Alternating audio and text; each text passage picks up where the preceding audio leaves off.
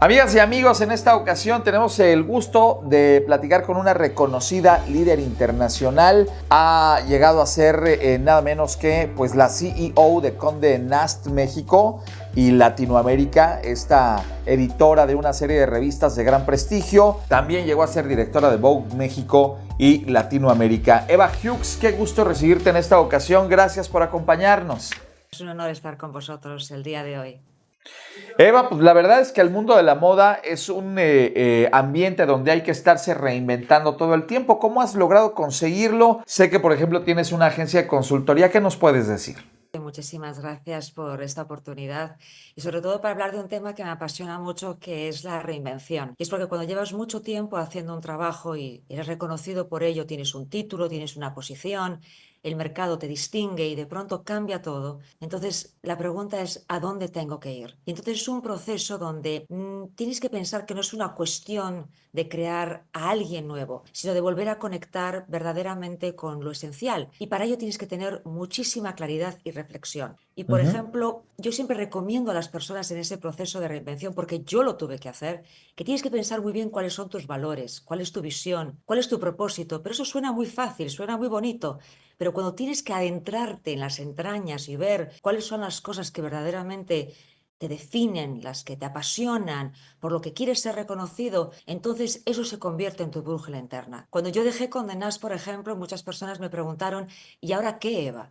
Bueno, ahora voy a descubrir quién soy yo sin un título. Porque desde los 24 años hasta cuando me retiré de Condé Nast, todo el mundo me conocía por el título que había tenido una organización. Pero ¿quién era yo como persona? Y eso es lo que quería descubrir. Entonces, siempre digo a la gente que la reinvención es una expansión. Es una expansión y que verdaderamente tienes que tener la fórmula para poder encontrar verdaderamente quién eres. Y no es fácil. El que te diga que es fácil no lo ha hecho nunca, porque además hay que reinventarse y hacerlo con éxito. Bueno, y hablando de esto, pues profundizando un poquito más, parece que suena muy fácil este tema de reinventarte, pero pues en realidad es complicado. ¿Tú cómo lo lograste? Pero antes del día a día de hoy, llega un momento en que tocas fondo. Y cuando tocas fondo, te toca darte cuenta de qué verdaderamente quieres hacer con tu vida. Y no es un proceso fácil porque duele. Pero en ese dolor puedes encontrar una gran satisfacción porque encuentras respuestas que quizás no te habías planteado antes. Entonces yo como yo digo, mi primera clienta fui yo en ese proceso de reinvención, porque mantenerte coherente en el mercado, ser consistente y verdaderamente definir qué voy a hacer ahora, cuáles son las cosas por las que la gente me conoce y las que yo quiero hacer. Entonces, en términos de hábitos, tienes que hacer mucha reflexión, tienes que hacer mucha respiración, caminar, levantarte, abrirte, expandirte, no limitarte, no esconderte, no estar en la oscuridad, sino buscar esa luz. Y esa luz te va a encontrar. Pero son esos momentos difíciles los que hacen a una persona, los que te definen. Cuando las personas pierden su empleo, cuando hay un cambio radical en sus vidas, cuando tienen que enfrentar una situación médica, porque recordemos que la vida no es solamente de nuestro trabajo, nuestra parte personal también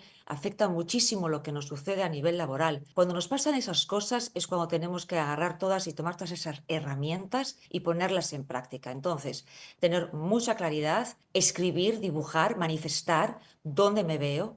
Yo sé que muchas personas dicen, haz tu foda de una manera que funcione para ti. Por ejemplo, si yo quiero hablar de mis fortalezas, voy a decir, ok, soy muy buena comunicadora. Pero entonces, ¿dónde están las amenazas de ser una buena comunicadora en mi nueva reinvención? ¿Cuáles son las amenazas? ¿Cuáles son las oportunidades en base a ser una buena comunicadora, a ser una persona constante, a ser una persona creativa? Y así lo vas dibujando y lo vas manifestando. Y también tienes que buscar en lo externo, tienes que preguntarle a las personas cómo te ven. Ahora, no siempre tienes que hacerle caso a todo el mundo. Como yo digo, tú tienes Entiendo. que tomar las opiniones, luego colarlas y luego te queda el 1%. Y ahí tú tienes que ir construyendo y creando lo que va a ser tu poción mágica. Bueno, y hablabas de tiempos difíciles. ¿Qué hace un líder cuando la presión sube y el margen de error baja? Te sorprenderías las veces que yo he tenido que respirar. Respirar es algo que creo que no está valorado en el mundo ejecutivo, porque todo el mundo tiene que ser el valiente, el fuerte, el que tiene el coraje, el que resuelve todo, tengo la decisión rápida, pero a veces hay que respirar, hay que observar y hay que priorizar. porque no todo se puede hacer. Yo sé, yo trabajo con muchísimos líderes que me dicen, pero Eva, yo tengo un presupuesto limitado, tengo un equipo limitado, tengo unos objetivos que alcanzar, no me puedo dar el lujo de que la gente esté enfocada en una sola cosa. Ok, entonces revisa cuáles son las habilidades de cada persona de tu equipo y entonces prioriza qué es lo más importante que tiene que hacer cada persona en base a esas habilidades y sobre todo a las tuyas. Lo más importante es que no tienes que hacer más necesariamente, sino tienes que decidir mejor, porque yo he aprendido a través de los años que no lidera el que corre más rápido.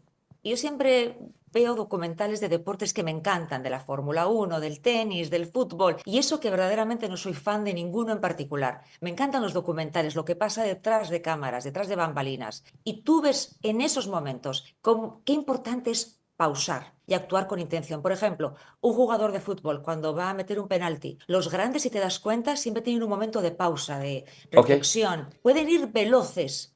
No es un tema de ir pausado. Muchas veces el líder piensa, en mi organización todo el mundo va lento. ¿Por qué no los ves correr? Es que no es una cuestión de correr, sino de hacerlo con precisión. Entonces, en esos momentos donde hay mucha presión, y lo estamos viviendo hoy en día, ese es el momento de actuar con muchísima calma, porque esa va a ser tu ventaja competitiva en estos casos. Yo sé que es muy difícil, pero yo, por ejemplo, que tuve que vivir casi 20 años de cierres constantes, en donde trabajé en Condé Nast, y antes en una revista llamada Selecta, donde yo empecé mi carrera profesional, básicamente puse a prueba que la calma y la claridad son esenciales. Ahora, sí, no es que lo aprendí el primer año que empecé en la editorial, me hubiera ahorrado unos disgustos enormes. Yo creo que uno va aprendiendo en cómo tienes que tomar esa pausa y, como te digo, de decidir mejor y tener esa... Eso te lo da también la experiencia, pero tienes que pausar.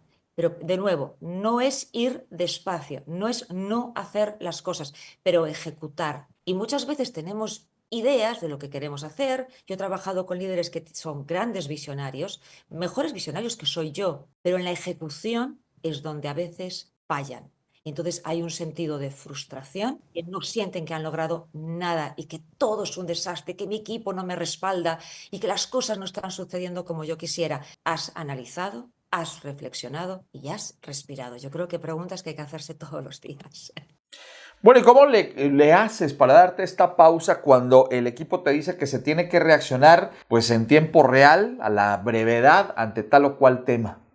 Es una gran pregunta porque yo he estado un momento, estás en un aeropuerto, creo que vosotros también habéis tenido esa situación, estás en un aeropuerto, te enfrentas a un vuelo que quizás tiene internet o no tiene internet y de pronto tienes que tomar una decisión ahí en la fila, esperando a entrar al avión, tratando de ser lo más discreto posible, manteniendo la calma lo mejor posible y sabes que tu decisión puede tener un efecto impresionante en la organización. Y de nuevo es cuando tienes tus prioridades claras. Si tú llegas a ese lugar, a ese espacio completamente abrumado por las circunstancias, no has tenido tiempo de analizar, de pensar previamente, entonces no puedes anticipar o prepararte bien para esa situación. Cuando me preguntaban antes de los hábitos, yo descubrí que yo tenía que conocerme muy bien a mí misma y tenía que desarrollar hábitos puntuales. Por ejemplo, antes de una reunión, prepararme, si es posible, con días de anticipación. Si tenía una situación complicada que resolver, prepararme días de anticipación, prepararme yo a mí misma, entender lo que estaba sucediendo, comprenderlo, para que si llegara algún momento en que tuviera que decidir rápidamente, pues por lo menos tenía mi cabeza bien ordenada. Tienes que tener la cabeza bien ordenada. A veces, claro, no todos somos iguales, hay personas que son ordenados en su desorden, yo soy muy ordenada en mi orden, pero Claro. esas personas que son ordenadas en su desorden tienen que trabajar mucho más en otras áreas, por ejemplo, en tener muy ordenados cuáles son las situaciones, cuáles son los pros, cuáles son los cons y como te repito, tener muy claro el por qué estás decidiendo. Por ejemplo, yo tenía que dar opinión sobre las portadas de los títulos cuando era CEO. Yo no era directora. Yo no podía decirle a un director, esa portada no va. Porque entonces, ¿cómo tú valoras el trabajo de un director si tú Claro. eliges? Entonces, ¿qué pasa? Había portadas que llegaban que eran espectaculares, pero de vez en cuando había una que había que controlarse porque decía, wow, es fuerte, ¿no? Y no puedes dejarle, no puedes darle esa impresión al director de cuál es tu sentimiento. Entonces, en mi cabeza yo tenía siempre mis preguntas internas. ¿Esto atenta contra ¿sabes? Los principios de la compañía? ¿Puede ser esto un peligro para la compañía? Y si esas dos decían que no, por mucho que a mí me gustaba o disgustaba la portada continuaba. Eso te ayuda a tomar decisiones y no tener un impacto negativo con el equipo que trabajas. Amigas y amigos, ¿qué les ha parecido esta primera parte de esta interesante conversación con Eva Hughes, quien ha llegado a ser nada menos la CEO de esta importante empresa Condé Nast México y Latinoamérica, editora de destacadas revistas de primer nivel? Si tú quieres contratar a los más grandes líderes del mundo empresarial, social y o político, contáctanos en www.smartspeakersweb.com. Smart Speakers, el buró de conferencistas más importante de Latinoamérica. Recuerda, www.smartspeakersweb.com.